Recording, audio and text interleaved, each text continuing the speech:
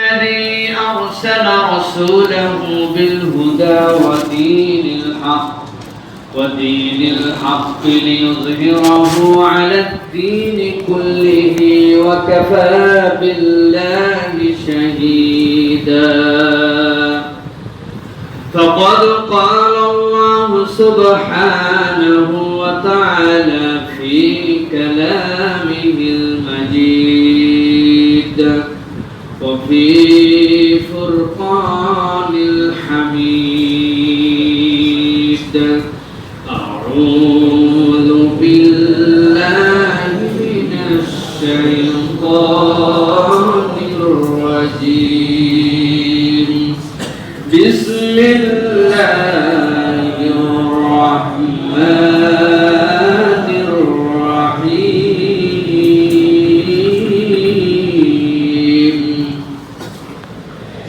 آمن الرسول بما أنزل إليه من ربه والمؤمنون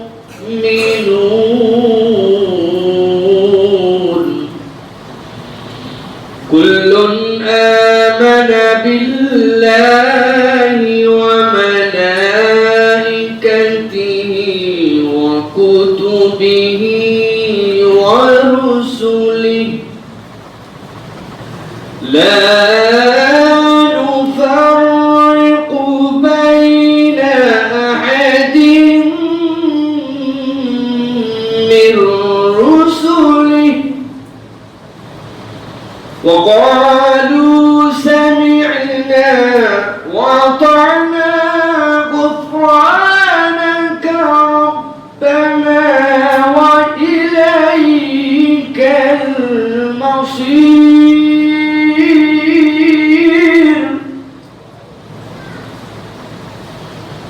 لا يكلف الله نفسا إلا وسعها لها ما كسبت وعليها ما اكتسبت.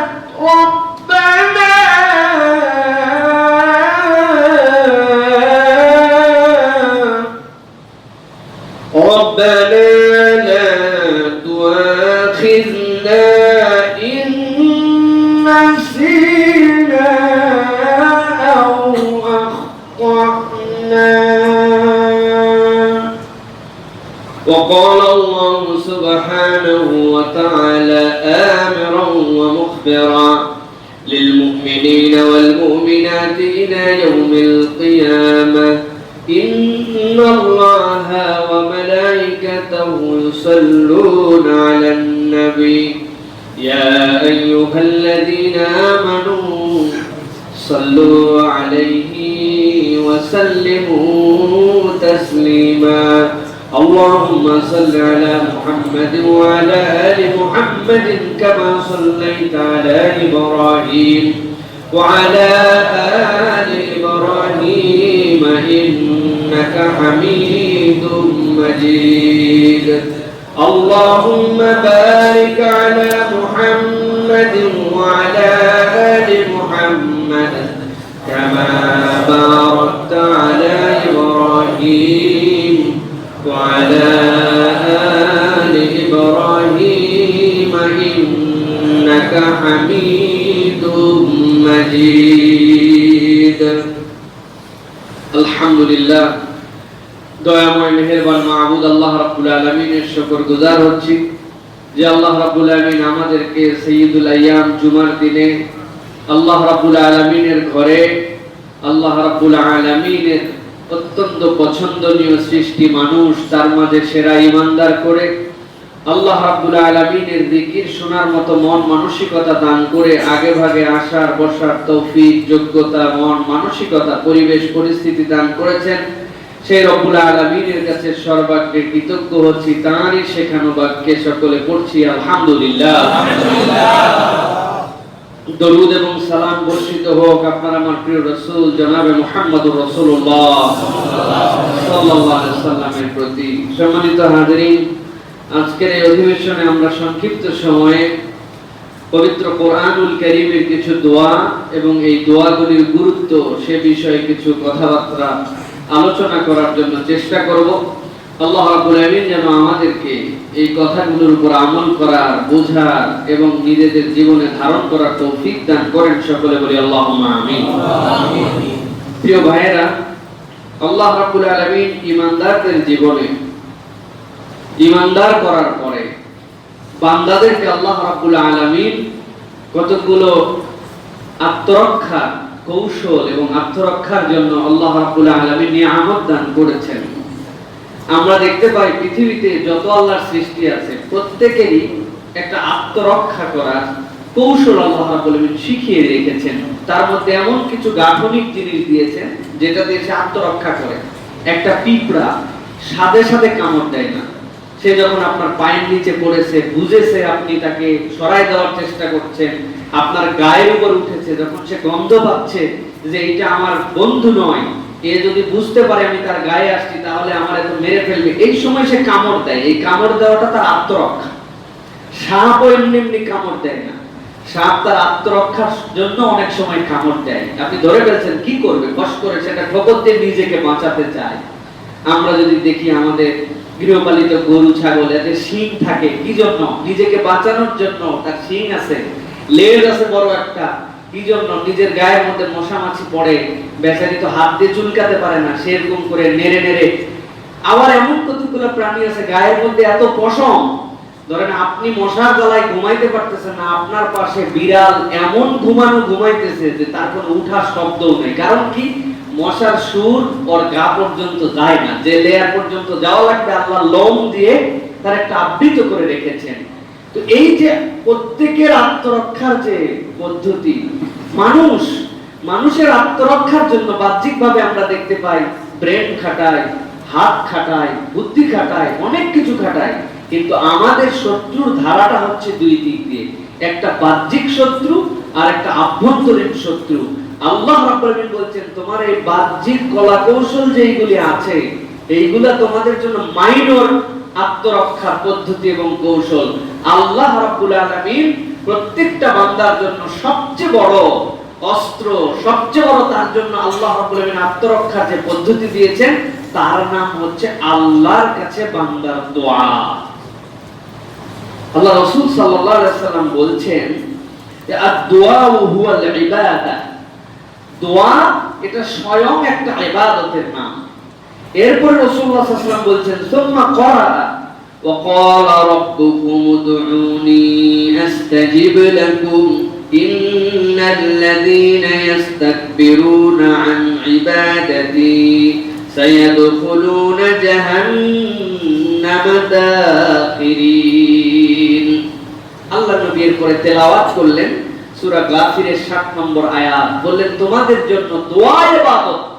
এরপর রাসূল বলছেন জেনে রাখো জাহান্নামে যারা যাবে এর মধ্যে একটা দল লাঞ্ছিত হয়ে জাহান্নামে যাবে। জাহান্নামে এক দল যখন সামনে নিয়ে আসা হবে, জাহান্নাম খুলে যাবে, জাহান্নামে প্রবেশ করলো, এই এক পদ্ধতি। আরেক পদ্ধতি হচ্ছে তাদেরকে লাঞ্ছিত করে পুরো হাসরের ময়দান দেখবে, কোমরে জিনজির লাগানো হয়েছে, উপর দিক করা হয়েছে, মুখের ভর দিয়ে দিয়ে যাচ্ছে, যাওয়ার কথা পা দিয়ে যাচ্ছে, মুখ দিয়ে, মানুষ দেখেই বুঝবে যে জাহান্নামে যাওয়ার আগে একটা লাঞ্ছিত সে। আল্লাহ রাসূল সাল্লাল্লাহু আলাইহি ওয়াসাল্লাম বলছেন কারা এরকম হবে জানো? আল্লাহ রাসূল বলছেন তারাই হবে যারা আল্লাহ রাব্বুল আলামিনের কাছে দোয়া করে নাই, বরং উল্টা তারা আত্ম অহমিকায় ভুগত, আল্লাহর কাছে দোয়া করাকে প্রায়োরিটি দিত না। দোয়ার ইবাদতহীন যাদের জীবন কাটিয়েছে ওরা কেবল জাহান্নামেই যাবে না, লাঞ্ছিত করে জাহান্নামে নিক্ষেপ করা হবে। নাউযুবিল্লাহ। চিন্তা করেন কত দামি একটা ইবাদত দোয়া। অন্তরে আপনাদের ধারণ করতে হবে এই কথাটা, দোয়া ইবাদত। দোয়ার তিনটি হাল জানে না এরকম কেউ নেই, শুনে শুনে আমাদের মুখস্থ হয়ে গেছে, ঠিক না ভাই? তৎক্ষণাৎ কবুল হয়ে যায়, পরবর্তীতে আল্লাহ কবুল করবেন, অথবা এর দ্বারা রব্বুল আলামিন কোনো বিপদ আপদ এমন ছিল যেটা আপনার জীবনে আসতো সেইটাকে আল্লাহ দূর করে দিবেন, আমরা সকলেই জানি। কিন্তু একটা জিনিস বুঝি না, আর দোয়া হুয়াল ইবাদা, এইটা আমি বুঝি না। এইজন্য আমি আপনাদের কাছে বহুবার বলি এই কথা, প্রিয় ভাই, হাত তুলেছেন আপনি কিংবা হাত তোলেন নাই, আল্লাহর কাছে আপনার সমস্যার কথাগুলি আপনি বলছেন, আল্লাহ তুমি আমাকে জাহান্নাম থেকে বাঁচাও, অনেক গুনাহ খাতা করেছি আল্লাহ, তুমি আমাকে এই গুনাহ খাতাগুলো মুছে দাও, তুমি ছাড়া তো আমার ক্ষমাকারী কেউ নাই। আল্লাহ আমার বাচ্চাটা না কথা শুনতে চায় না, আল্লাহ তাকে কথা শোনার মতো মন মানসিকতা, আমাকে সেরকম প্রতিপালন করার তৌফিক দাও। কামাই রুজি যা করি আল্লাহ মনে হয় আরেকটু হলে ভালো হয়, এটা দিয়ে আমি হিমশিম খাই রব্বুল আলামিন, তুমি একটু আমার কামাই রুজিকে বরকত দিয়ে দাও, আমার মনের এই এই আবদারগুলো তুমি পূরণ করে দাও।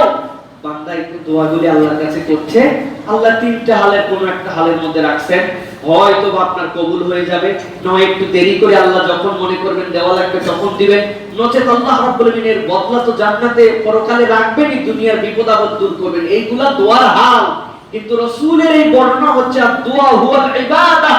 বান্দা কিয়ামতের দিনে যাওয়ার পর একটা বিস্ময়কর অবস্থা দেখবে, বান্দা বাজার চেয়ে আল্লাহর কাছে দোয়া করেছিল, বান্দা আল্লাহর কাছে তার ব্যবসার উন্নতির জন্য দোয়া করেছিল, বান্দা তার যেন গাড়ি কিনতে পারে তার জন্য দোয়া করছিল, বান্দা দেখছে আল্লাহর কাছে এত গাড়ি চাইলাম, আমার তো দোয়াই কবুল হয় নাই, দুনিয়ায় তার কোনো গাড়ি হয় নাই, কিন্তু পরকালে যে দেখবে যতক্ষণ আল্লাহর কাছে গাড়ি চাই, আল্লাহর কাছে ক্ষমা চাই, আল্লাহর কাছে সন্তানের চাকরি চাই, এই দোয়া করছিল, স্বয়ং এই সময়টুকু আল্লাহর কাছে একটা মাকবুল কবুলকৃত ইবাদতের সওয়াব বান্দার আমলনামায় থেকে যাবে। সুবহানাল্লাহ। ফিল করেন, অন্তর থেকে বুঝে সুবহানাল্লাহ বলেন, বুঝার চেষ্টা করেন। আপনি দোয়া করছেন আপনার জন্য, আপনি চাচ্ছেন আল্লাহর কাছে, কবুল হওয়া না হওয়া পরের বিষয়, কিন্তু আপনি যতক্ষণ চাচ্ছেন এই চাওয়াটা স্বয়ং একটা ইবাদত, এইটা যে কবুল হচ্ছে এতে কোনো সন্দেহ নাই। সুবহানাল্লাহ।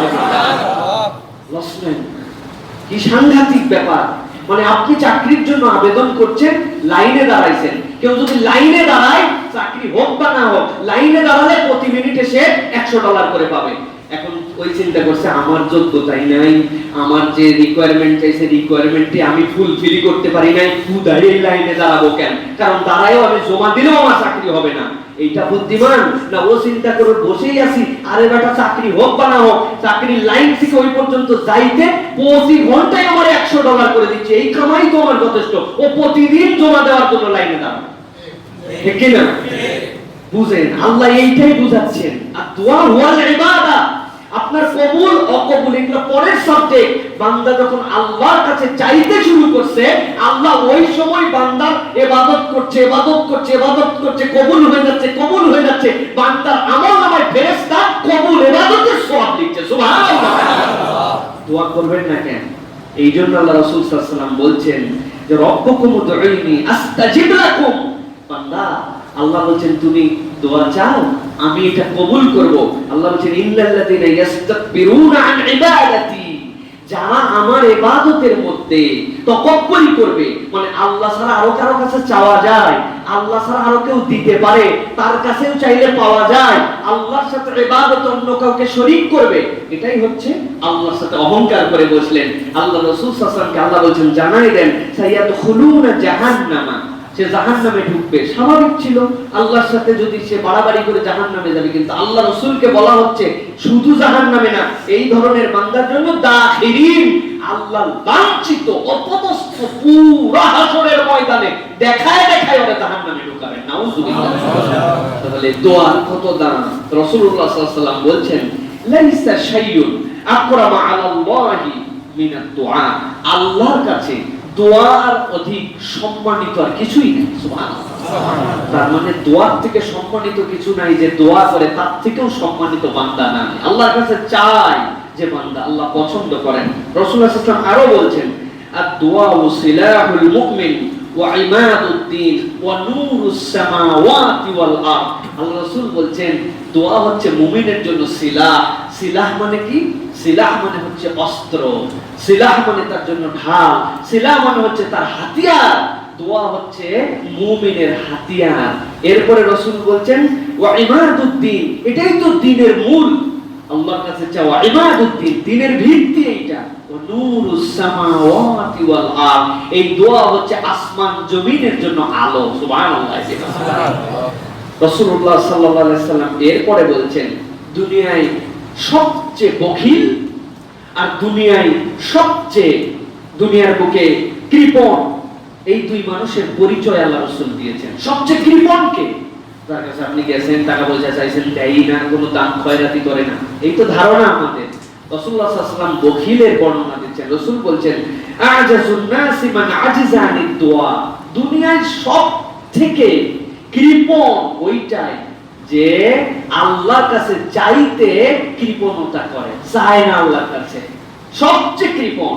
এরপরে রাসূলুল্লাহ সাল্লাল্লাহু আলাইহি ওয়াসাল্লাম বলছেন আরেকটা বখিল, ওয়া আফখালুন নাসি মান বাখিলা বিস সালাম, আর দুনিয়ার সবচেয়ে বখিলের বাচ্চা বখিল হচ্ছে যে সালাম দিতে বখালত করে, সালাম দেয় না, যার মুখ দিয়ে সালাম বের হয় না।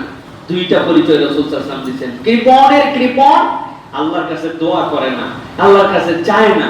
আরেকটা হচ্ছে বখিলের বখিল, যে হচ্ছে দুনিয়ার বুকে মানুষকে সালাম দেয় না। খেয়াল করে দেখেন, আমাদের প্রাত্যহিক প্র্যাকটিসে আমাদের দোয়া কমে গেছে, আল্লাহর কাছে চাওয়ার মতো সময় নেই, অথচ এইটাই আমাদের মূল কাজ, সেটা আমাদের কিন্তু কোনো সময় নেই আল্লাহর কাছে চাওয়ার জন্য প্রিয় ভাইরা। অথচ আমাদের দোয়ার পিছনে অনেক সময় ব্যয় করা দরকার। আমাদের রেডিমেড সালাত আমরা আদায় করি, অনেক সময় সালাত আদায় করে আমরা চলে যাই, এরপরে যে কিছু আল্লাহর সাথে ব্যক্তিগত তাসবিহ তাহলিল আছে, আল্লাহর সাথে যে কিছু মোনাজাত আছে, এরপরে যে আল্লাহর কাছে আপনি একটু আপনি আপন করে আল্লাহর সাথে একটু কথা বলবেন, একটু দোয়া করবেন, আমাদের এইগুলি নাই। আমাদের মুখস্থ একদম সফটওয়্যার ভিত্তিক আমাদের কিছু দোয়া আমাদের জীবনে ঢুকে গেছে। হ্যাঁ, রব্বানা যালামনা চুমা মেরে দেবে একটা, কি বললো না বললো, কোনো এর মধ্যে ডিমান্ড নাই। বাপ মায়ের কবরের সামনে ধরো, রব্বের মোহাম্মদ আমার রব্বানা সাগেরা মরে গেছে, বাইসে গেছি, আমাদের দোয়া না। দোয়ার কতগুলা ডিমান্ড আছে, দোয়ার কতগুলা সুন্নাহ আছে। দোয়ার জন্য তিনটা বিষয় আপনাকে মনে রাখতে হবে। প্রত্যেকটা দোয়ার শুরুতে আল্লাহর একটা হামদ লাগবে। আপনি যার সাথে সমর্পিত হচ্ছেন, কমসে কম আলহামদুলিল্লাহি রাব্বিল আলামিন, এরপরে রাসূলের প্রতি একটা দরুদ লাগবে, ওয়াসসালাতু ওয়াসসালামু আলা সাইয়্যিদিল আমবিয়া ওয়াল মুরসালিন। তারপরে আপনার চাহিদা পেশ করতে হবে, এরপরে আপনি আপনার চাহিদা দিচ্ছেন আল্লাহর কাছে। এই চাহিদার কতগুলো সুন্নাত সিস্টেম আছে। সালফে সালেহিন বলছেন ওই দোয়া কবুল হয় না যেই দোয়াতে কেবল নিজের জন্য চাওয়া হয়, ওই দোয়া কবুল হয় যেই দোয়াতে সকলের জন্য চাওয়া হয়। আপনি এইটা বললেন, তাহলে প্রথমে আপনি হাম, তারপরে আল্লাহ রাসূলের প্রতি আপনি দরুদ এবং সালাম, এরপরে আপনার নিজের চাহিদা, সকলের জন্য চাহিদা, দুনিয়া আখিরাত সব চাইলেন, আবার আল্লাহর হামদ করে আপনি দোয়া শেষ করেন। আমাদের দেশে দোয়ার ক্ষেত্রে একটা কমন বিদআত, সেটা হচ্ছে দোয়া আমরা শেষ করি যে লা ইলাহা ইল্লাল্লাহ মুহাম্মাদুর রাসূল, বলি না আমরা। এটা কিন্তু দোয়ার সুন্নাহ পদ্ধতি না, এটা করলে হারাম হয়ে যাবে এরকম না। কিন্তু আমাদের দোয়ার শেষ পদ্ধতি, দোয়ার শুরু হবে হাম দিয়ে, শেষ হবে হাম দিয়ে, আলহামদুলিল্লাহি রাব্বিল আলামিন। এই হচ্ছে আপনার জন্য সুন্নাহ পদ্ধতি। সুতরাং প্রিয় ভাইরা, আমরা বখিলও হতে চাই না, আমরা দুনিয়ার বুকে কৃপণও হতে চাই না। বখিলকে যে ব্যক্তি সালাম দেয় না, আমাদের সমাজে সালাম নাই, আমাদের সমাজে প্রিয় ভাইরা সালাম দিতে হবে। সালাম দিলে কি হবে না হবে এত হিসাব আপনার করার দরকার নেই। রাসূল সাল্লাল্লাহু আলাইহি ওয়াসাল্লাম বলছেন যে তোমরা তোমাদের মধ্যে সালাম বৃদ্ধি করো, আল্লাহ তোমাদের অন্তরগুলো সোজা বানায়। সুতরাং আমাদেরকে সালাম দিতে হবে। স্বামী স্ত্রীকে সালাম দেয় না, বাসায় কলিং বেল চাপার আগে কেউ শুনতে পাক বা না পাক, আপনি সালাম দিয়ে কলিং বেলে হাত দিবেন, আসসালামু আলাইকুম, এরপরে দরজা ঠক ঠক করলেন, ডাকলেন আপনি, তাহলে আপনি রাসূল সাল্লাল্লাহু আলাইহি ওয়াসাল্লামের একটা মৃত সুন্নাতকে জিন্দা করার সওয়াব পেয়ে যাবেন। সুবহানাল্লাহ। প্র্যাকটিস। আপনি সালাম না দিয়ে বাসায় ঢুকবেন না, দরজায় শুনতে পাই না, আমিও তো বুঝতেছি, কিন্তু ও শুনতে না পেলেও ও স্বর হামেশা সব সময় আল্লাহ মালাইকা রেখেছেন আপনার সাথে, ওই ফেরেশতারা আপনার সালামের উত্তর দিয়ে দিবে। সুবহানাল্লাহ। বাসায় ঢুকলে সালাম, বাচ্চাদেরকে সালাম, দেখা হলে সালাম, সালাম আর সালাম।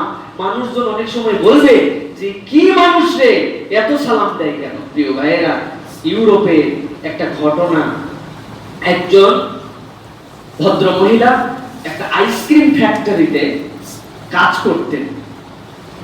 তো ওই মহিলার সাথে সব খ্রিস্টান ইহুদিরা কাজ করত।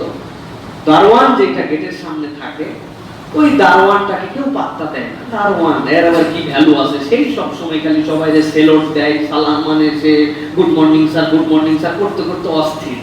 কিন্তু একজন মহিলা ওই অফিসের স্টাফের হিসাবে সেখানে কাজ করতেন।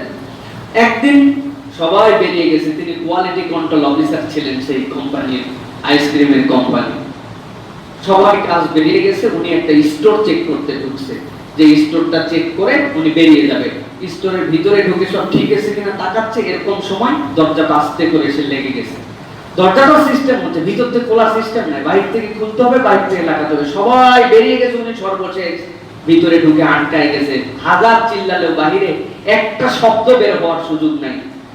অবাক, আমার জীবন তো শেষ, কেউ নাই যে কেউ একটু চেক করতে আসবে, তাও না, সেই সর্বশেষ চেক করে সব বের হয়ে যায়। হুট করে দরজাটা লেগে গেছে, সে মৃত্যুর প্রহরে আছে, ভিতরে -ডিগ্রি তাপমাত্রা, 5-7-10 মিনিট 1 ঘন্টা সর্বোচ্চ শেষ হয়ে যাবে। আস্তে আস্তে গাহিম হয়ে যাচ্ছে, সে আল্লাহর কাছে শাহাদা করে করে মৃত্যুর জন্য রেডি হচ্ছে। হঠাৎ করে দেখে 10 মিনিট পর দরজাটা খুলে গেছে। খোলার পরে বাহির থেকে একজন যে দারোয়ানটা দরজা, সে দেখে দরজা খুলছে। তো উনি বলতেছে যে আমি তো নিশ্চিত মৃত্যু জেনে ভিতরে আছে, আপনি এই সময় দরজা খুলতে আসলেন? তো সে বলছে, ম্যাম, এই কোম্পানিতে অনেকদিন চাকরি করি, কিন্তু আপনি 1 বছর যুক্ত হয়েছেন, হওয়ার পরে একজন মানুষকেই আমি দেখেছি যে বড় আদবের সাথে মহব্বত করে সকালবেলা আমার সাথে দেখা হওয়ার পরে আমার আগে গুড মর্নিং বলার আগে আমাকে সালাম দিয়ে ঢোকে, সর্বশেষ যখন বেরিয়ে যায় আমাকে সালাম দিয়ে বের হয়ে যায়। আজকে ঢোকার সময় একজন সালাম দিছে, এটা তো মনে আছে, কিন্তু বের হওয়ার সময় তো সবাই বের হয়ে গেল, সেই সালাম তো পাইলাম না। তখন আমি চিন্তা করছি আমার ম্যাম তো বের হয় নাই, কোথাও নিশ্চয় হয়তো বা একটা বিপদ হয়েছে। উনি ভিতরে আসে, এই স্টোর সেই স্টোর খুঁজতে খুঁজতে এই জায়গায় এসে দরজা খুলছে। আপনি সালাম দেননি যে আজকে ফিরারটা, এই জন্য আমি আসছি। বিউটি অফ সালাম, এটা একটা উদাহরণ মাত্র, কিন্তু এই সালাম আপনার আমার মধ্যে আন্তরিকতা তৈরি করে আমরা বখিল হব না, মুখটা একটু ছুটায়া মানুষকে একটু সালাম দেওয়ার প্র্যাকটিস করি। আগে যেন আমি সালাম দিতে পারি, সবাই আপনি সালাম দেওয়া শুরু করেন, আল্লাহ রাব্বুল আলামিন বরকত দান করবেন। প্রিয় ভাইরা, আর দোয়া বাড়িয়ে দিতে হবে আমাদেরকে, দোয়াতে কোনো সময় কি প্রণতা করা যাবে না। প্রিয় ভাইরা, এবার আসুন আমরা মূল প্রসঙ্গের দিকে যাই। আজকে আমরা যেটা বলেছিলাম যে কোরআনের দোয়ার একটা দাম আছে। পৃথিবীতে যত দোয়া আপনি করবেন, এই দোয়াগুলি আপনি আপনার পক্ষ থেকে আল্লাহর কাছে বলছেন। আর কোরআন কেন্দ্রিক যে দোয়াগুলি করবেন, এটার বিউটিটা হচ্ছে যে এটা যিনি কবুল করবেন ওয়ালা, যিনি এই দোয়াটা গ্র্যান্ট করবেন, যিনি এই দোয়াটার রিওয়ার্ড আপনাকে দিবেন, সেই আল্লাহ রাব্বুল আলামিন স্বয়ং আপনাকে এই জিনিসটা শিখিয়ে দিয়েছেন যে বান্দা আমি কবুল করব, আমার কাছেই তোমার এই দোয়া আসবে, আবার আমি বান্দা তোমাকে শিখিয়ে দিচ্ছি। সুতরাং এই দোয়ার সৌন্দর্য হচ্ছে বান্দা যদি আন্তরিক অনুভব নিয়ে আল্লাহর কাছে দোয়া করতে পারে, এই দোয়ার ফেরত যাওয়ার সম্ভাবনা নাই। সুবহানাল্লাহ। আপনাদের কাছে আমি উদাহরণ বলেছি, মনে থাকার কথা, এমপি সাহেবের কথা বলেছিলাম। উনি একজন, উনার অফিসিয়াল একজন স্টাফ নিবে, উনার নিজস্ব একজন পার্সোনাল একজন সেক্রেটারি নিবে। পত্রিকায় বিজ্ঞাপন দিয়ে দিছে, দেওয়ার পরে অনেকেই তো আবেদন করছে। বাসায় ফোন আসছে উনার বোনের কাছে যে ভাইজান, আপনি তো বিজ্ঞাপন দিয়ে দিলেন, আপনার ভাগিনা যেটা আছে এটাই তো সবচেয়ে উপযুক্ত, ও তো মাস্টার্স করে বের হয়ে আসে, ওরে নিয়ে নিলে হতো না? বলছে, আরে বোন, আসলে তো সরকারের কিছু প্রটোকল নিয়ম আছে, আমি তো চাইলেই নিয়োগ দিতে পারি না, সুতরাং আমার ভাগিনারে আবেদন করতে বলো। আমি মামা আছি মন্ত্রী, আমার লাগবে পিএস, আমার ভাগিনার চাকরি কেমনে মিস হয় আমি দেখবো নি। এই চাকরি কি মিস হবে ভাই মনে হয়? তার মামা নিজে সেখানে চাকরির আবেদন করার জন্য যখন মামার কাছে দেখা করতে গেছে, যাওয়ার পরে ভাগিনা বলতেছে, মামা কোন ফরম্যাটে লিখলে সবচেয়ে সুন্দর হয় আপনি যদি একটু বলে দিতেন। মামার আবদার বলে, ভাগিনার আবদার বলে কথা আছে। এখন ওই মন্ত্রী সাহেব, এমপি সাহেব বলছে, লেখ বেটা, এতদিন পড়ালেখা করছিস, এখন সুন্দর করে লিখতে পারিস না, লেখ। বরাবর মন্ত্রী বিষয় চাকরির জন্য আবেদন পত্র কে বলতেছে? মন্ত্রী সাহেব বলতেছে। আর মামা হচ্ছে তার মন্ত্রী, মন্ত্রী সাহেব বলছে বরাবর মন্ত্রী, ভাগিনা লিখতেছে। ভাগিনা বড় আদরের, খানিকক্ষণ পরে ভাগিনা বলছে, মামা দুরু, আপনি বলেন আমি লিখি, কি বল হয় না হয়, এত সময় আছে নাকি? এই কাগজটা আপনারা দিলাম, আপনি একটু লেখেন, আমি বসে আছি। মামা লিখতেছে বরাবর মন্ত্রী বিষয় চাকরির জন্য আবেদন পত্র। কে লিখতেছে? মন্ত্রী নিজে লিখছে। এই চাকরি মিস হবে? হতেও পারে। সারা পৃথিবীর হাইসিয়াতে দেখা যাচ্ছে মন্ত্রীর বাপ প্রধানমন্ত্রী হয়তো একটা লোক পছন্দ করছে, চাকরি মিস হতেও পারে। কিন্তু বাস্তবিকভাবে আমরা বুঝি যে মন্ত্রী নিজের কাছে নিজে আবেদন লিখলে এই চাকরিটা মিস হওয়ার কথা না। ভালো করে ফিল করেন। আল্লাহ রাব্বুল আলামিন কোরআনুল কারীমের মধ্যে যে দোয়াগুলো শিক্ষা দিয়েছেন, এই দোয়া কবুল করবেন আল্লাহ। এই দোয়া আল্লাহর কাছ থেকে আপনি প্রাপ্যতা পাবেন। এই দোয়া আল্লাহ রাব্বুল আলামিন বান্দাকে শিখাচ্ছেন। বান্দা বলছে রব্বানা, আল্লাহ শিখাচ্ছেন যে বান্দা বলো আমার শেখানো দোয়া। রব্বানা, যিনি কবুল করবেন তিনিই কবুল করালো। আল্লাহ রাব্বুল আলামিন বান্দাকে শিখাচ্ছেন, এই দোয়া কি মিস হবে? ফিল করতে হবে, অন্তর থেকে ফিল করে আল্লাহ রাব্বুল আলামিনের কাছে এই দোয়াগুলি আমাদেরকে করতে হবে। এইজন্য কোরআনের দোয়া থেকে বিউটিফুল আর কোনো দোয়া নাই। কোরআন আল্লাহ যে দোয়া শিখিয়েছেন, এই দোয়াগুলি আল্লাহর কাছে আমাদেরকে নিজেদের বিপদ আপদের জন্য, নিজেদের বালা মুসিবতের জন্য, নিজেদের চাহিদা পেশ করার জন্য আল্লাহর কাছে এই দোয়াগুলো দিয়ে আবেদন করতে হবে। রাসূলুল্লাহ সাল্লাল্লাহু আলাইহি সাল্লাম বলছেন, আল্লাহ আমাকে যতগুলো নিয়ামত দিয়েছেন, এই নিয়ামতের মধ্যে মেরাজে যখন গিয়েছি, মেরাজে যাওয়ার পরে আল্লাহ তিনটা নিয়ামত রাসূলুল্লাহ সাল্লাল্লাহু আলাইহি ওয়াসাল্লামকে অনন্য করে দিয়েছেন। এর এক নম্বর হচ্ছে সালাত, দুই নম্বর হচ্ছে উম্মতে মুহাম্মদী একমাত্র উম্মত যারা কবিরা গুনার পরে আল্লাহ তাদেরকে আবার ক্ষমার ঘোষণা দিয়েছেন। কবিরা গুনার পরে আবার তওবা কবুল হবে, এটা উম্মতে মুহাম্মদের ঘোষণা। মেরাজের রাত্রিতে আল্লাহ রাসূল পেয়েছেন। তিন নম্বরে আল্লাহ রাসূল বলছেন, সূরা বাকারার শেষ দুটো আয়াত আল্লাহ আমাকে মেরাজের রাতে হাদিয়া দিয়েছেন। সুবহানাল্লাহ। আল্লাহ রাসূল সাল্লাল্লাহু আলাইহি ওয়াসাল্লাম বলছেন, আরশে আজিমের নিচে থেকে আল্লাহ রাব্বুল আলামিনের একটা ভান্ডার আছে, যেই ভান্ডার থেকে কোন নবী রাসূলকে আল্লাহ কিছু দেন নাই, আমাকে কেবল একটা জিনিস দিয়েছেন, সেটা হচ্ছে কোরআনের দুটি অনন্য আয়াত, সূরা বাকারার শেষ দুটি আয়াত। এই দুটি আয়াতের দোয়াকে আল্লাহ আমি উম্মতে মুহাম্মদ এবং নবীর জন্য হাদিয়া করছি। রাসূলুল্লাহ সাল্লাল্লাহু আলাইহি ওয়াসাল্লাম বলছেন, দুনিয়ার মানুষ তোমরা কি জানো যে যখন কেউ রাত্রি বেলা এই দুটি আয়াতে কারিমা তিলাওয়াত করে, আল্লাহ রাব্বুল আলামিন ওই রাতের জন্য বান্দার কাছে যথেষ্ট হয়ে যায়। সুবহানাল্লাহ। এত বরকতপূর্ণ। রাসূলুল্লাহ সাল্লাল্লাহু আলাইহি ওয়াসাল্লাম বলছেন, আল্লাহ রাব্বুল আলামিনের দেওয়া রাসূলুল্লাহ সাল্লাল্লাহু আলাইহি সাল্লামের যে অনন্যতা, এই অনন্যতায় শ্রেষ্ঠতম কোরআনের আয়াত হচ্ছে এইটি। অনেক সাহাবী ছিলেন, আমরা সূরাতুল ফাতিহা শেষ করার পরে ওয়ালাদ-দাল্লিন আমিন বলি, কিন্তু সাহাবীদের মধ্যে থেকে প্রমাণ আছে হযরত মুয়াজ রাদিয়াল্লাহু তাআলা যখন সূরা বাকারার এই দুই আয়াত দিয়ে সূরা শেষ করতেন, সূরা ফাতিহার মতো তিনি সাথে সাথে আমিন বলতেন। সুবহানাল্লাহ। আল্লাহ রাব্বুল আলামিন আপনার আমার রাসূলুল্লাহ সাল্লাল্লাহু আলাইহি সাল্লামের প্রতি এমনি এমনি আয়াতে কারিমা দুইটা নাযিল করেন নাই। আল্লাহ রাব্বুল আলামিন অনন্য কিছু শিক্ষা দিয়েছেন সাহাবায়ে কেরামের মধ্যে থেকে, সেইটা জানা যায়। সাহাবায়ে কেরামের কতগুলা গুনাহের কথার মধ্যে আল্লাহ নবীর প্রতি আল্লাহ বর্ণনা করেছেন, আল্লাহ পয়গম্বরদের কতগুলা গুণ এখানে আলোচনা করেছেন। আল্লাহ রাব্বুল আলামিন বলছেন, রাসূল আপনি বুঝে নেন আপনাকে কেন এই দুইটা আয়াতে কারিমা তোহফা করা হলো, কেন আপনার জন্য অনন্য এই দুইটি আয়াতে কারিমা আল্লাহ রাব্বুল আলামিন দান করলেন, আপনি একটু বুঝে নেন। আল্লাহ বলছেন, আমানার রাসূলু বিমা উনজিলা ইলাইহি মির রাব্বিহি ওয়াল মুমিনুন।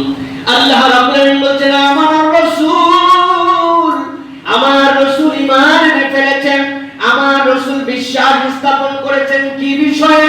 আল্লাহ রাব্বুল আলামিন বলছেন, বিমা উনজিলা ইলাইহি, তার প্রতি যা অবতীর্ণ করা হয়েছে, যেমন করে অবতীর্ণ করা হয়েছে রাসূল বিশ্বাস এনেছেন। আর বলছেন ওয়াল মুমিনুন, কেবল রাসূল ঈমান আনেন নাই, সাথে সাথে ওই রাসূলের সাহাবী যারা ছিলেন, রাসূলকে যারা দেখে ঈমান এনেছিলেন, ওই ঈমানদারের অনন্ত গুণ হচ্ছে তারাও রাসূল যেভাবে ঈমান এনেছিলেন, ওই মুমিনরাও রাসূলের ঈমান আনা বিষয়ের প্রতি ঈমান এনেছে। সুবহানাল্লাহ। আল্লাহ রাব্বুল আলামিন বলছেন, কুল্লুন আমানা বিল্লাহি ওয়া মালাইকাতিহি ওয়া কুতুবিহি ওয়া রুসুলিহি লা নুফাররিকু বাইনা আহাদিন মির রুসুলি। আল্লাহ বলছেন, ও দুনিয়ার মানুষ, আমার রাসূল ঈমান এনেছেন, আল্লাহ অবতীর্ণ করেছেন, ঈমানদারেরা ঈমান এনেছে রাসূলের মতো করে। আর তারা কিসের উপর ঈমান এনেছে?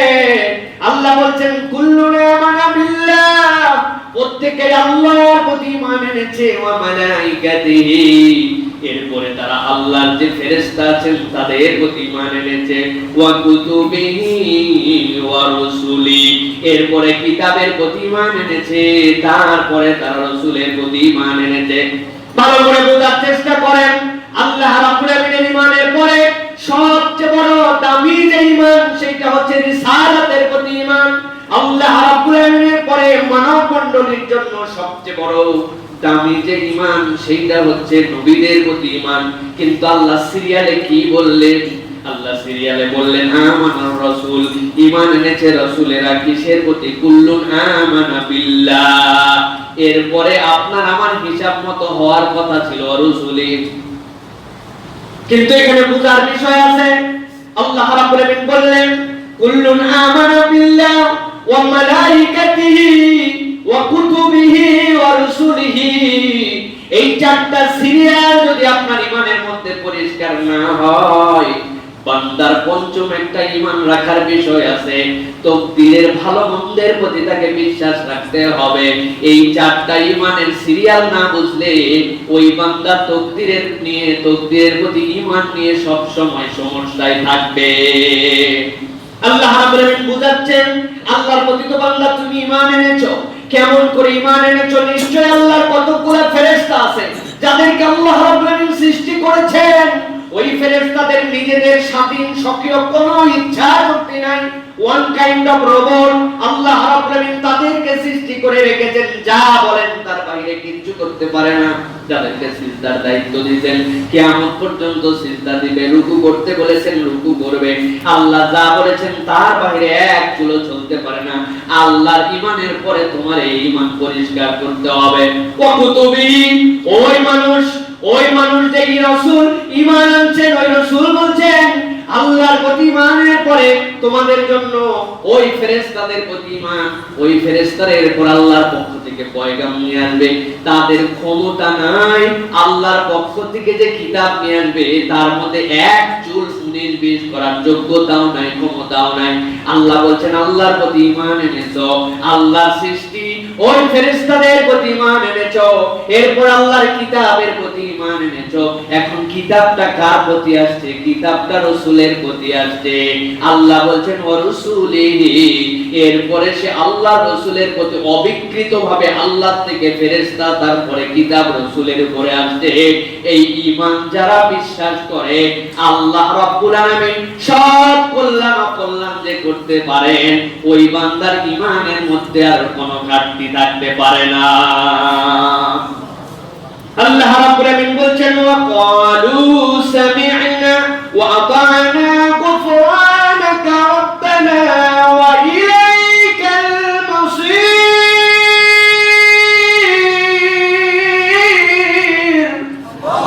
আল্লাহ বলছেন ও দুনিয়ার মানুষ, আমি আল্লাহ রাব্বুল আলামিন আমার হাবিব মুহাম্মদ সাল্লাল্লাহু আলাইহি ওয়াসাল্লাম আর তার সাথী, তার ঈমানদার যারা তাকে অনুসরণ করে, তাদের সাথে অতীতের যতগুলা পয়গম্বর আর তাদের সাথী ছিল, তাদের মধ্যে একটা মৌলিক পার্থক্য করে দিয়েছে। কি পার্থক্য? আল্লাহ বলছেন ওয়াকালু সামি'না ওয়া আতা'না। আগের যত পয়গম্বরের উম্মত যারা ছিল তারা বিশ্বাস করত, রাসূলকে ভালোবাসতো, তারা রাসূলের অনুসরণও করত, আল্লাহর বিধিবিধানও মানত, কিন্তু তাদের মধ্যে একটা কোয়ারি ছিল, তাদের মধ্যে একটা প্রশ্ন করার টেন্ডেন্সি ছিল। তারা সব কিছু আগে শোনার চেষ্টা করত, আপনি যে বলছেন এটা খাওয়া যাবে না কেন? খাওয়া যাবে না কেন? এটা না খাওয়া না যাওয়ার কারণ কি? কেন আমরা খাবো না? খেলে কি হবে? না খেলে কি হবে? সব বর্ণনাগুলো আগে শুনলো, তারপরে ঈমান আনছে। কিন্তু আল্লাহ রাব্বুল আলামিন বলছেন উম্মতে মুহাম্মাদি, বিশেষত সাহাবায়ে কেরাম, বিশেষত ঈমানদার যারা আল্লাহ রাব্বুল আলামিনের ঈমানের ধারাবাহিকতায় যারা ঈমানকে কবুল করেছে, তাদের অনন্যতা হচ্ছে ক্বালু সামি'না ওয়া আতা'না গুফরানাকা রাব্বানা ওয়া ইলাইকাল মাসীর। আমার আল্লাহ রাব্বুল আলামিন বলছেন তাদের অনন্যতা হচ্ছে ওরা কখনো জিজ্ঞাসা করে নাই করলে কি হবে, না করলে কি হবে, কেন করব কেন করব না। আল্লাহ বলছেন এক কথায় বলছে সামি'না ওয়া আতা'না, শুনেছি আর কেন দরকার, জানার দরকার নাই, আমরা মানতে শুরু করে দিলাম, আমরা এখন থেকে অনুসরণ করতে শুরু করলাম। আল্লাহ বলছেন এই গুণওয়ালারা অনেক বড় গুণান্বিত বান্দা, আল্লাহ এদেরকেই মাফ করবেন, আর এরা তো সব আল্লাহর কাছেই ফেরত যাবে। এই আয়াতে কারিমা আসার যখন আয়াতে কারিমা আসার আগে রাসূলুল্লাহ সাল্লাল্লাহু আলাইহি ওয়াসাল্লামের সাথে সাহাবীদের একটি ঘটনা ঘটেছিল। আল্লাহ রাব্বুল আলামিন আয়াতে কারিমা অবতীর্ণ করার আগে কুরআনুল কারীমের মধ্যে আরেকটা আয়াত আসলো, এর ঠিক আগের আয়াতটি, যে আয়াতে কারিমার মধ্যে আল্লাহ সাহাবীদের উপর একটা নির্দেশনা জারি করলেন। আল্লাহ বললেন ওয়া ইন তুবদু মা ফি আনফুসিকুম আও তুখফুহু ইউহাসিবকুম বিল্লাহ। আল্লাহ রাব্বুল আলামিন বললেন ওয়া ইন তুবদু মা ফি আনফুসিকুম, তোমার অন্তরের মধ্যে যেটা গোপনে রাখো, ওই গোপনটা যদি তোমার ইচ্ছায় হয় অনিচ্ছায় হয়, তুমি যদি সেই অপরাধযোগ্য কাজটা তোমার মনের অজান্তেও, তুমি যদি অনিচ্ছাতেও তোমার মনের মধ্যে সেরকম কোনো চিন্তা করো, সেরকম কোনো কল্পনা করো, আল্লাহর সাথে সাথে বললেন ইউহাসিবুকুম বিল্লাহ, আল্লাহর কাছে তোমার মনের অনিচ্ছার এই চিন্তার ওই হিসাব আল্লাহর কাছে দিতে হবে। সাহাবীরা অস্থির হয়ে গেলেন, কেমনে এটা সম্ভব? আমাদের অন্তরের মধ্যে তো অনেক সময় আমার ইচ্ছা বাইরে সেইটা আমি করব না, সেই বাস্তবায়নে আমার মনের মধ্যে নাই, কিন্তু আমার তো আল্লাহর ব্যাপারে খারাপ ধারণা হয়, মানুষের ব্যাপারে খারাপ ধারণা হয়, শয়তানের ওয়াসওয়াসায় মনের মধ্যে কত ধরনের চিন্তাই তো হয়, আমি সেইটা বিশ্বাসও করি না, সেটা কর্মেও রূপান্তর করব না, কিন্তু মনের মধ্যে তো এরকম হয়। যেই না আল্লাহ রাব্বুল আলামিন বলে দিলেন তোমাদের অন্তরের প্রকাশ্য বা গোপন যেইটাই থাকুক, যেইটাই ইচ্ছায় অনিচ্ছায় করো, ওইটার হিসাব দিতে হবে। সাহাবীরা দৌড়াই আসছেন, ইয়া রাসূলুল্লাহ ইয়া হাবিবাল্লাহ, আমাদের মনের এই অপরাধের জন্য বিচার হবে, তাই আমরা কেমনে টিকবো? আমাদের তো টিকা সম্ভব নয়, মাপ পাওয়া তো আর সম্ভব নয়, আমাদের মনের মধ্যে যদি এই হিসাব আল্লাহর কাছে দিতে হয়, কেমনে? আমরা তো ভুলাতে পারবো না ইয়া রাসূলুল্লাহ। আল্লাহ নবী সাল্লাল্লাহু আলাইহি ওয়াসাল্লাম এই আয়াতে কারিমার মূল উদ্দেশ্য কি জানতেন, কিন্তু আয়াতের বাহ্য যে অর্থ, ওই অর্থের দিকে তাকায়া সাহাবীদেরকে বললেন যেটাই হোক যেমনই হোক, আমার আল্লাহ বলেছেন, আমার আল্লাহ জানিয়েছেন, তোমাদের দায়িত্ব হচ্ছে এইটাকে মেনে নেওয়া, এটা নিয়ে কোনো ইশকাল করা যাবে না। আল্লাহ রাব্বুল আলামিন এই গুণের কারণে তাদের সুনামটা আগে বলেছেন, ওয়াকালু সামি'না ওয়া আতা'না। কত কঠিন বিষয়, মনের নিয়ন্ত্রণ নিজের কাছে নেই, কিন্তু আল্লাহ আয়াতে কারিমার মধ্যে যখন বললেন ইউহাসিবকুম বিল্লাহ, আল্লাহর কাছে হিসাব দিতে হবে, সেইটারও নবীর কাছে আসছে, নবী বলছেন আয়াতের বাহ্যের দিকে তাকায়, যদি আমার আল্লাহ বলেন সেটাই ঠিক। ওরা আর কোনো প্রতিবাদ করে নাই, ঘরে ঘরে চলে গেছে আর চিন্তা করছে কেমনে মনের এখান থেকেও বাঁচা যায়, যেহেতু আল্লাহ বলেছেন, আল্লাহর নির্দেশ, আল্লাহর নবী এই কথা বলে আল্লাহর নবীও ঘরে গিয়েছেন, তারা তাদের ঘরে গিয়েছে, আল্লাহর নবী অপেক্ষা করছেন কোন আয়াতে কারিমা আসে কিনা। আমার আল্লাহ রাব্বুল আলামিন সহিহ হাদিসের মধ্যে আছে, রাসূল বলছেন মানব মণ্ডলী সৃষ্টির 2000 বছর আগে উম্মতে মুহাম্মাদের জন্য আল্লাহ এই আয়াত নিজে বলে লিখে সংরক্ষিত করে রেখেছে। আমার আল্লাহ রাব্বুল আলামিন আয়াত অবতীর্ণ করতে শুরু করলেন, লা ইউকাল্লিফুল্লাহু নাফসান ইল্লা উসআহা লাহা মা কাসাবাত ওয়া আলাইহা মা ইকতাসাবাত ربنا لا تؤاخذنا إن نسينا أو أخطأنا।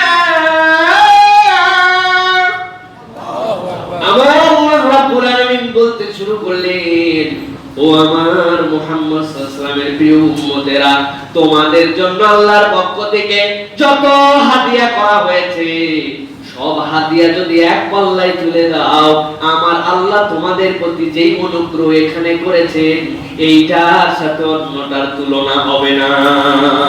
যদি অন্তরের সেই পাপের হিসাব আল্লাহর কাছে দেওয়া লাগতো, দুনিয়ার একটা মানুষও এক মুহূর্তের জন্য গুনাহ মুক্ত হয়ে থাকতে পারতো না, ঠিক না?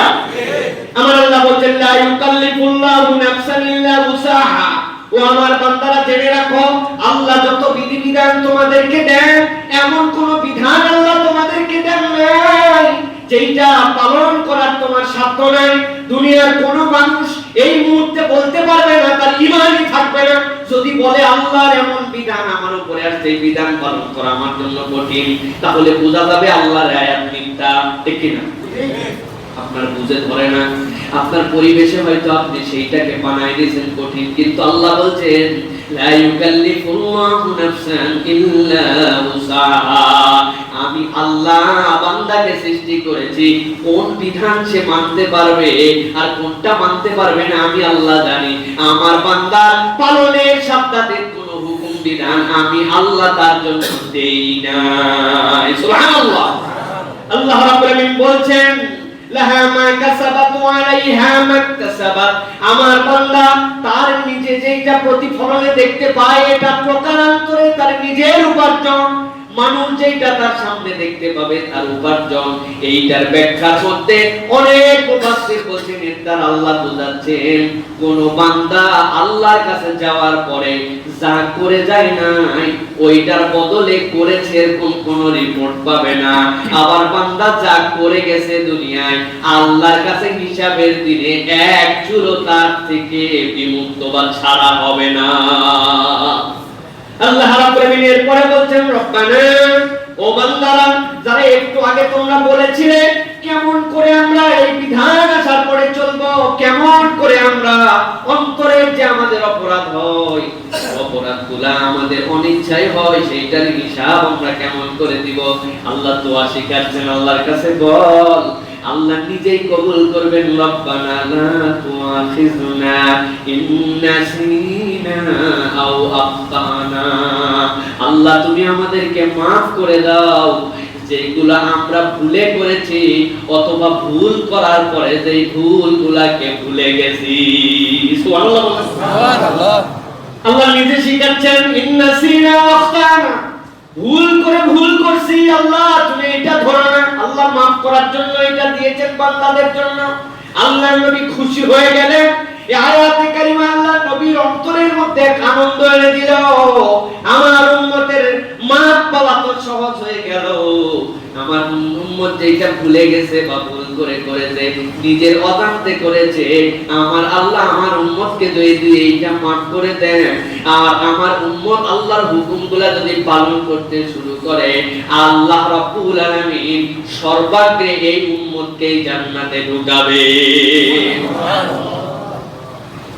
সব মানুষ কিয়ামতের ময়দানে হাহাকার করে বেড়াবে, সব উম্মত হিসাব দেওয়ার জন্য অস্থির হয়ে থাকবে। এক নবী থেকে আরেক নবী পর্যন্ত রেফার করা চলবে, যাও যাও তুমি ইব্রাহিমের কাছে যাও, মুসার কাছে যাও, ঈসার কাছে যাও, আদমের কাছে যাও, নূহের কাছে যাও, যাও যাও।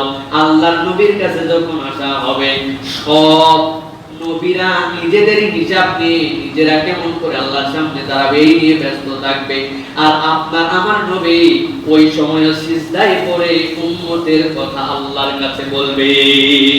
সুবহানাল্লাহ। আল্লাহ রাব্বুল আলামিন ফারাসাতি ইয়া হাবিবি, আপনি আপনার মাথা উঠান। আল্লাহর নবী যখন মাথা উঠানো হবে আল্লাহ এরপরে এমন বাক্য আমার নবীকে শিখাই দিবেন, নবী করিম সাল্লাল্লাহু আলাইহি ওয়াসাল্লাম সেই বাক্য দিয়ে আল্লাহর প্রশংসা স্তুতি গাবেন যেটা অতীতেও কেউ গায় না, ভবিষ্যতেও কেউ গাইতে পারবে না। আল্লাহ এরকম বাক্য দিয়ে দিবেন। এরপরে রাসূলকে ইজাজত দেওয়া হবে আপনার উম্মতকে নিয়ে আপনি জান্নাতের দিকে হাঁটা দেন। আমার রাসূল সর্বপ্রথম কমসে কম ৭০,০০০, আরবিতে ৭০,০০০ কে অনেক সময় আধিক্যের জন্য বোঝানো হয়, এটা রাউন্ড ফিগার নয়, এটাই একমাত্র ফিগার নয়। ৭০,০০০ মানে অনেক। আল্লাহ রাব্বুল আলামিন এরকম ৭০,০০০ আল্লাহর নবীর উম্মতকে দিয়ে জান্নাতকে উদ্বোধন করবেন, যাদের বিচার নাই হিসাব নাই। আল্লাহর নবী বিনা হিসাবে বিনা বিচারে তাদেরকে নিয়ে জান্নাতে চলে যাবে। আমার নবী বলছেন কিয়ামতের দিনে প্রায় ১২০ কাতার মানুষ হবে, ৮০ কাতার আমার উম্মত হবে। এই উম্মতে জান্নাত ভরপুর থাকবে। সুবহানাল্লাহ। আল্লাহ রাব্বুল আলামিন বলছেন কেমন করে এটা সম্ভব হলো। আল্লাহ রাব্বুল আলামিন তার বর্ণনা দিয়েছেন। আল্লাহ বলছেন এটা সম্ভব হয়েছে বান্দার আরেকটা দোয়া করো আর তার ব্যাকগ্রাউন্ডটা ভাবার চেষ্টা করো। রব্বানা لا تحمل علينا إصرا كما حملته على الذين من قبلنا আল্লাহ শিখাচ্ছেন দোয়া করো রব্বানা লা তাহমিল আলাইনা ওয়া মাররা আমাদেরকে এমন বোঝা দিয়েন না যেটা আমি বহন করতে পারবো না কামা হামালতাহু আলাল্লাযিনা মিন ক্বাবলিনা কোন বোঝা আল্লাহ যেটা অতীতের উম্মতের কাঁধে ছিল তাফসীর খুলে দেখবেন অধিকাংশ মুফাসসিরে কেরাম এই হামালতাহুর ব্যাখ্যা করেছেন বনি ইসরাঈলদেরকে দিয়ে বনি ইসরাঈলদের জন্য আল্লাহ রাব্বুল আলামিন তাদের অভদ্রতায় তাদের নবী হত্যায় তাদের নানান প্রশ্নের কারণে আল্লাহ তাদের প্রতি এমন কতগুলা কঠিন বিধান দিয়েছিলেন তাদের জন্য যদি তাদের কোনো কিছু নাপাক হয়ে যাইতো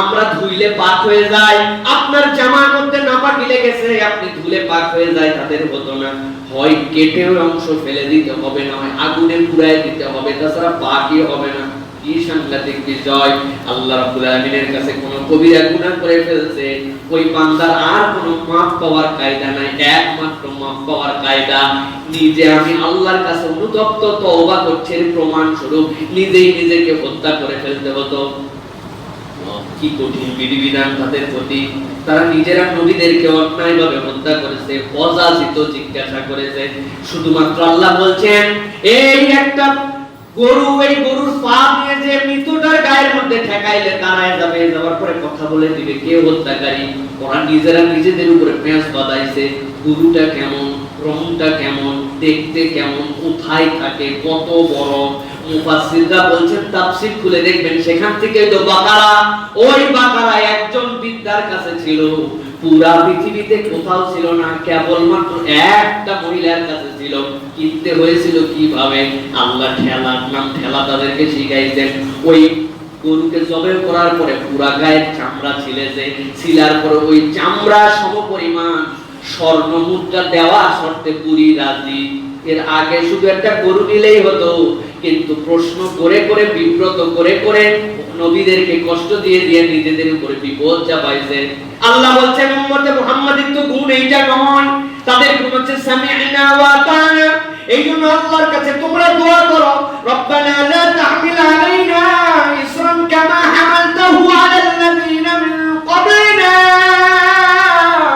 ওয়া আমাদের রব আপনি আমাদের প্রতি এমন বোঝা দিবেন না এমন কোন বিপদ দিবেন না এমন কোন দায়িত্ব দিবেন না যে এটা আমরা পালন করার যোগ্যতা রাখি নাই চিৎকার করে বলেন তো এই দোয়াটা শিখাচ্ছেন কে এই দোয়াটা কবুল করবেন কে আমার আল্লাহর নবী খুশি হয়ে গেছে আমার সাহাবীদেরকে আগের আয়াতের মধ্যে কঠিন কথা বলা হয়েছিল তারা তারপরে একজনও বলে নাই পারবো না কেমনে সম্ভব তারা নিজেদের মনে চুপ করে আল্লাহর বিধানটাকে ওই কঠিন বিষয়টাকেও মেনে নিয়েছিল তার বদলে আল্লাহ রাব্বুল আলামিন পুরা উম্মতে মুহাম্মাদের জন্যই নিয়ামত দান করে দিলেন যখন আপনার কাছে কোনো কিছু কঠিন মনে হবে মনে হচ্ছে রব্বুল আলামিন আমি তো পেরে উঠছি না দুনিয়ার জীবনে বাস্তব জীবনে চাকরি ক্ষেত্রে কর্মক্ষেত্রে আপনার বিপদ আপদে আপনার অসুখে আপনি আর পাচ্ছেন না আল্লাহর কাছে আপনি সাথে সাথে ফরিয়াদ করবেন রব্বানা লা তাহমিল আলাইনা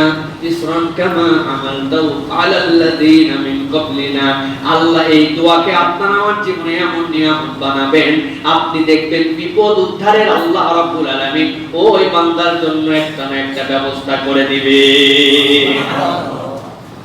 আল্লাহ রাব্বুল আলামিন এর পরে বলছেন বান্দাদের জন্য আরো শিখাচ্ছেন বান্দারা তোরা তো শুধু সামি'না ওয়া আতা'না বলেছিলি আমি আল্লাহ তোরে আরো কত নিয়ামত দেই দেখ আল্লাহ বলছেন রব্বানা ওয়া লা তুহাম্মিলনা মা লা তাকাতা লানা বিহি রব্বুল আলামিন আমাদেরকে তাদের মতো তো এমন কোন বিধান দিবেন না যেটা পালন করতে পারি না এটা যেমন সাথে সাথে রব্বানা ওয়া লা তুহাম্মিলনা মা লা তাকাতা লানা বিহি আমাদের উপরে এমন বোঝা দিবেন না যে এটা বহন করার মতো আমার যোগ্যতা নাই অনেক মুফাসসির ব্যাখ্যা করছেন আগের আয়াতের ওইটুকু বলে দিলেই শেষ হয়ে যেত আল্লাহ কেন তারপরেও বললেন রব্বানা লা তুহাম্মিলনা মা লা তাকাতা লানা বিহি আল্লাহ বুঝাচ্ছেন দুনিয়ার বুকে বান্দারা থাকবে এই বান্দার মধ্যে কেউ বা আফ্রিকান বড় শক্তিশালী বান্দা কেউ বা বাংলাদেশের খুব ছোটখাটো একজন দুর্বল বান্দা, ওই বান্দা আফ্রিকার মধ্যে যে গরমে থাকতে পারে,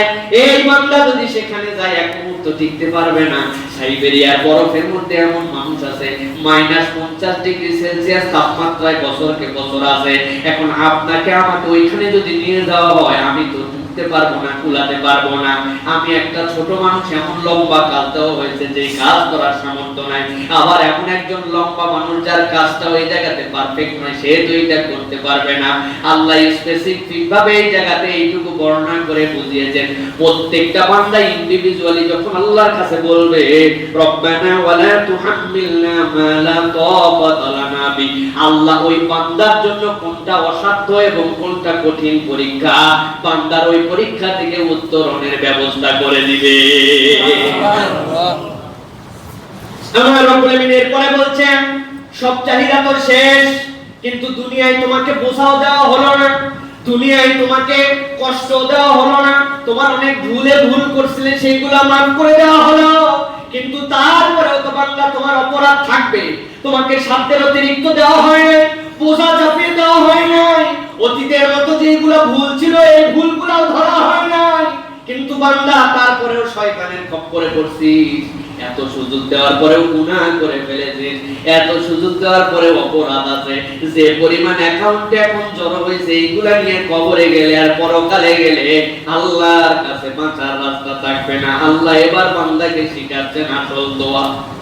আল্লাহ বান্দাকে বলছেন কি বলবি, ওয়াফু আন্না ওয়াগফির লানা ওয়ারহামনা আনতা মাওলানা। আল্লাহ বলছেন আমার বান্দা তিনটা জিনিসের আবেদন আল্লাহর কাছে কর। ওয়াফু আন্না, আয় রব্বুল আমিন তুমি আমাকে ক্ষমা করে দাও, মাফ করে দাও। আল্লাহ এইখানে ওয়াফু শব্দের ব্যবহারের কারণ হচ্ছে আল্লাহ নিজেকে নিজের সাথে সম্পৃক্ত করেছেন। বান্দা অপরাধ করে আল্লাহ মাফ করে দেওয়া পছন্দ করেন, আফওয়ান আল্লাহ ক্ষমা করে দেওয়াকে পছন্দ করেন। আল্লাহ বলছেন তুই এমন রবের কাছে ওয়াফওয়ান না বল যেই রব ক্ষমা করাকে ভালোবাসে। সুবহানাল্লাহ। কেবল ওয়াফওয়ান না নয়, ওয়াগফির লানা, আয় রব্বুল আমিন আপনি আমাকে মাফ করার সাথে সাথে আপনি আমার জন্য সকল অতীতের যে মার্জনাগুলো আছে এই মার্জনাগুলোকে আপনি ক্ষমাই কেবল করবেন না, বরং আপনার গফুর নামের দ্বারা আপনি ওইগুলাকে কনভার্ট করে দিয়ে আমার যে গুনাহ আর আমার যে সওয়াব, আমার গুনাহ নাই বুঝলাম, কিন্তু আমার গুনাহ মুছে দেওয়ার পরে সওয়াব যতটুকু এইটুকু নেড়া লাগা লাগে। ফসল হয়েছিল যতটুকুই, রব্বুল আলামিন ওর মধ্যে আগাছা ছিল, আগাছা দমন করতে বলছি, কিন্তু আগাছা তোলার পরে ফসলের মাঠ নাই নাই মনে হয়। আল্লাহ বলছেন ওয়াফু আন্না ওয়াগফির লানা, বান্দা আমার কাছে বল রব্বুল আমিন আপনি আমাকে গফুর রব হিসেবে কেমন ক্ষমা করবেন। আপনি আল্লাহ মাফ করলেন, ক্ষমা করলেন, ক্ষমা করার পরে যে গুনাহগুলা ছিল ওইগুলাকে সওয়াব দ্বারা পরিবর্তন করে দিবে। আল্লাহ বলছেন ওয়ারহামনা, বান্দার জীবনে আরেকটা বড় চাওয়া, রব্বুল আলামিন আপনি আমাকে ক্ষমা করলেন, আপনি আমাকে মার্জনা করলেন, আপনি আমার প্রতি দয়া করেন আল্লাহ, আপনি আমার প্রতি রহম করেন। আপনার রহম আর আপনার দয়া ছাড়া আমি আল্লাহ বড় বেশি অপারগ আপনার বান্দা। আল্লাহ বলছেন এই যে তিনটা কথা আল্লাহর কাছে বললে ওয়াফু আন্না ওয়াগফির লানা ওয়ারহামনা, বান্দা মনে করিস না এইগুলা অন্য কারো কাছে বলছিস, আমি আল্লাহ তোর অভিভাবক, এই স্বীকৃতি দিয়ে অভিভাবকের কাছেই তোর নিবেদন দিচ্ছিস। আল্লাহ বলছেন আনতা মাওলানা, আমার কোনো মাওলা নাই, আমার কোনো তত্ত্বাবধায়ক নাই, যিনি এই ক্ষমা করার অধিকার রাখেন, যিনি এই রহমের ভান্ডার, যিনি এই ক্ষমা মার্জনার ভান্ডার, আমি তার কাছে আমার নিবেদন দিচ্ছি। সুবহানাল্লাহ। অন্তরের মধ্যে ধারণ করতে হবে এই কথা। আল্লাহ রাব্বুল আলামিন কি বলেছেন? আল্লাহ বলেছেন আনতা মাওলানা ফানসুরনা আলাল কওমিল কাফিরিন, আপনি যেহেতু আমাদের অভিভাবক, আপনার কাছে শেষ করছি আল্লাহ কাফের মুশরিক ইসলাম বিদ্বেষী যেই গোষ্ঠী আছে, মেহেরবানি করে তাদের উপরে আমাদের মতো দুর্বল ঈমানদারদেরকে আপনি বিজয় দান করান। কাফিরিন। এটা যে আল্লাহ শেষ করছেন, যে আল্লাহ বলছেন ক্ষমা দিলাম, মাফ করে দিলাম, দয়া করলাম, অতীতে যেগুলো ভুল ইচ্ছা অনিচ্ছায় করছে সেইগুলোও মাফ করে দিলাম। আল্লাহ রাব্বুল আলামিন বোঝা যেগুলা তোর উপর সাধ্যের অতিরিক্ত এগুলোও হালকা করে দিলাম। এখন কি দরকার? এখন একটা বিজয়ী জাতি দরকার। আল্লাহ ফানসুরনা আলাল কওমিল কাফিরিন, কাফের মুশরিকদের উপর আমাদেরকে বিজয়ী করে দেন। আল্লাহ রাসূল সাল্লাল্লাহু আলাইহি ওয়াসাল্লাম এমনি খুশি হন নাই। তাফসীর কারকরা বলছেন, বিভিন্ন মুহাদ্দিসিনে কেরাম বলছেন, পুরা কোরআনের বিস্তারিত যত বর্ণনা এই দুই আয়াত থেকে ব্যাখ্যা করলে সবগুলা পাওয়া যাবে। পুরা কোরআনের উপসংহার, সামারি, সারসংক্ষেপ হচ্ছে এই দুইটা আয়াত। সুবহানাল্লাহ। বান্দার জীবনে এর বাইরে চাওয়ার কিছু নেই। বান্দা যদি ক্ষমা পায়, বান্দা যদি সাধ্যের অতিরিক্ত বোঝার থেকে হালকা পায়, তার অনিচ্ছায় অপরাধ যদি মাপ পেয়ে যায়, তার সাধ্যে যা কুলাবে না এরকম কোন চাপ যদি তাদেরকে না দেওয়া হয়, তার অতীতের ভুলগুলাকে মাপ করে দিয়ে সওয়াবে কনভার্ট করে দেওয়া হয়, আর তাকে বিজয়ী বেশে দুনিয়ার বুকে চলানো হয়, ওই বান্দারা কি চাহিদা থাকতে পারে? সুবহানাল্লাহ। প্রিয় ভাইরা, এই জন্য হযরত আলী রাদিয়াল্লাহু তাআলা বলছেন, বুদ্ধিমান যদি কেউ হয় তাহলে এই দুই আয়াত সে নিজে শিখবে, তার স্ত্রীদেরকে শিখাবে, এবং এইটা না পড়ে সে কখনোই রাত্রে শুবে না। সুবহানাল্লাহ। আমরা এই দুই আয়াতের আমল আমাদের জীবনে করার জন্য সাধ্যের মধ্যে খুব আগ্রহ করে আমাদেরকে চেষ্টা করতে হবে। আল্লাহ রাব্বুল আলামিন যেন তৌফিক দান করেন। বলেন আমিন। প্রিয় ভাইরা, এইজন্য আমাদের এইটা হচ্ছে আল্লাহর পক্ষ থেকে দেওয়া একটা নিয়ামত। এটা নিজেদেরকে উপলব্ধি করতে হবে। ইসলাম উপলব্ধির দামটা অনেক ভাই। আল্লাহ কিন্তু বারবার বলেছেন, তাদাব্বুর শব্দ ব্যবহার করেছেন। তাদাব্বুর মানে কি? কেবলমাত্র এমনি এমনি পড়া নয়। এটা এমনি এমনি পড়লে আপনি কি ফিল করবেন আপনি? প্রিয় ভাইরা, এই জন্য এটা আপনাকে অন্তর থেকে ধারণ করতে হবে, অর্থগুলো বুঝতে হবে, কি বলছে আল্লাহর কাছে বুঝে বলতে হবে। আপনি যদি আল্লাহর কাছে সত্যিই কোনো একটা ঝামেলার মধ্যে পড়ছেন, আল্লাহ আমি তো আর পারতেছি না, এটা কেমনে আমি টানবো আল্লাহ, আমি জানি এটা আমার দ্বারা সম্ভব না, আপনি যদি বলেন রব্বানা লা তুহাম্মিলনা মা লা তাকাতা লানা, তার মানে আপনি বুঝে বলছেন আল্লাহর কাছে, ওইটা ডিমান্ড কতই না আল্লাহর কাছে অসাধারণ হবে। প্রিয় ভাই, আমরা চেষ্টা করি প্রিয় ভাইরা। এবার দুইটা পয়েন্টে দুইটা ছোট্ট টিপস দিয়ে আজকে আমরা আলোচনা শেষ করব। একটা হচ্ছে, আমাদের একটা দাবি থাকে অনেক সময় যে হুজুর আমাদের দোয়া কবুল হয় না, আমরা তো দোয়া কবুল করাতে চাই, আমরা বলি না। আমরা আজকে আপনাদের কাছে একটা টেকনিকের কথা বলবো, এটা রাসূলুল্লাহ সাল্লাল্লাহু আলাইহি ওয়াসাল্লাম শিখায় দেওয়া। নিজের দোয়া কবুল করার জন্য একটা বুদ্ধি রাসূল সাল্লাল্লাহু আলাইহি ওয়াসাল্লাম দিয়ে গেছেন। রাসূলুল্লাহ সাল্লাল্লাহু আলাইহি ওয়াসাল্লাম বলছেন, তোমার দোয়াটা কিভাবে আল্লাহর কাছে কবুল করাবে, এর জন্য আমি রাসূল তোমাদেরকে একটা উপায় বলে দিলাম। রাসূল বলছেন, দাওয়াতুল মারইল মুসলিম লিআখিহি বিযাহরিল গায়ব মুস্তাজাবা। রাসূল বলছেন, তোমার দোয়া কবুল করার আল্লাহর কাছে একটা বুদ্ধি হচ্ছে, তুমি যখন উপস্থিত হয়ে দোয়া করছো, যেই ভাইয়েরা এখানে নেই, অনুপস্থিত, তাদের জন্য তুমি দোয়া করবে। রাসূলুল্লাহ সাল্লাল্লাহু আলাইহি ওয়াসাল্লাম এরপরে বলছেন, ইনদা রাসিহি মালাকুল মুওয়াক্কালুন। এই বান্দা যখন এরকম দোয়া করে, প্রত্যেক মানুষের কাছে একজন ফেরেশতা নির্ধারিত থাকে। ওই ফেরেশতার কাজ কি? কুল্লামা দাআ লিআখিহি বিখাইরিন, যখনই সে তার ভাইয়ের কল্যাণের জন্য কোনো দোয়া করে, ক্বালাল মালাকুল মুওয়াক্কালু বিহি আমিন ওয়া লাকা বিমিসলিন, সাথে সাথে ওই ফেরেশতা বলে আমিন, আল্লাহ যেন কবুল করে, আর তোমার জন্য এতগুলা দিয়ে দেওয়া হবে। ভালো করে অন্তর অনুভব করেন, আমাদের দেশের টেকনিক কিন্তু ভিন্ন। সেই বহু আগের থেকে আমরা আলাউদ্দিনের চেরাগের গল্প শুনছি, বলছে তোর তিনটা ইচ্ছাই পূরণ করা হবে, তুই যা পাবি তোর বন্ধু তার ডবল পাবে। পরে ও চিন্তা করছে, এই সুযোগ কোনোদিন পাইনি, ভাই আমার একটা ঠ্যাং খোঁড়া করো, একটা হাত বাদ দাও, একটা চোখ কানা করো। সাথে সাথে ওর এক ঠ্যাং নাই, এক হাত নাই, এক চোখ নাই, বন্ধুর দুইটা করে নাই। আল্লাহ রাসূল সাল্লাল্লাহু আলাইহি ওয়াসাল্লাম উল্টা শিখাচ্ছেন এই জায়গায়। ইসলাম এরকম কোন টেকনিক, হিংসাত্মক জিনিস ইসলাম শিখায় নাই। গল্পের মধ্যেও ইসলামের হিংসা নাই। রাসূল সাল্লাল্লাহু আলাইহি ওয়াসাল্লাম বলছেন, তোমার দোয়া যদি কবুল করতে চাও, তোমার ভাই যে উপস্থিত নাই তার জন্য কল্যাণ দোয়া করো। প্রত্যেকের কাছে একজন মালাকুল মুওয়াক্কাল, তার সাথে একজন ফেরেশতা নির্ধারিত থাকেন। যখন আপনি অপর ভাইয়ের জন্য দোয়া করেন, সে আমিন বলে, সাথে সাথে বলে তুমি যা যা দোয়া ওই ভাইয়ের জন্য করছো সবগুলা তোমার জন্যও নির্ধারিত হোক। সুবহানাল্লাহ। দোয়া কবুল। আমরা তো অপরের জন্য দোয়া করি না, হিংসায় কম জর্জরিত।